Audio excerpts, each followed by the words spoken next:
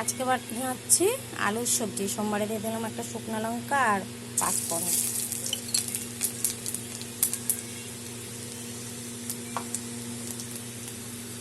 আর দিয়ে দিলাম একটা বড় সাইজের টমেটো আর 3টা কাঁচা লঙ্কা।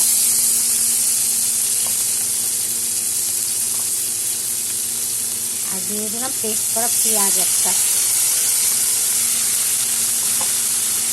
আর এখানে আছে আধা চামচের থেকে কম ঝাল লঙ্কার গুঁড়া, আধা চামচ হলুদ গুঁড়া, আধা চামচের থেকে কম ধনে গুঁড়া আর আধা চামচের থেকে কম জিরের গুঁড়া সব একসাথে দিয়ে দিলাম।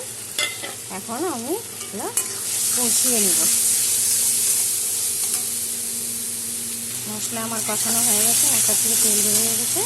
এখন এখানে একটা বড় সাইজের টমেটো আলু সিদ্ধ করে নিয়েছি, এটা দিয়ে দিলাম। আর দিয়ে দেবো লবণ।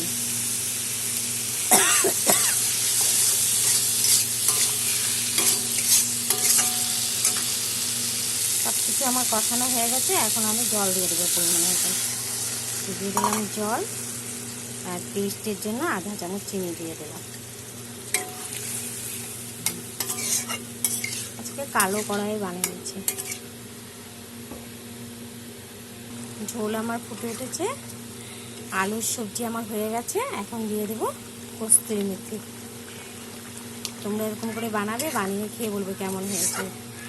রুটি, পরোটা, লুচি সব কিছুর সাথে খেতে পারে, খুব ভালো হয়। অসাধারণ একটা রেসিপি। লাইক, কমেন্ট, শেয়ার করবে আর সাবস্ক্রাইব করে পাশে থাকবে। Thank you.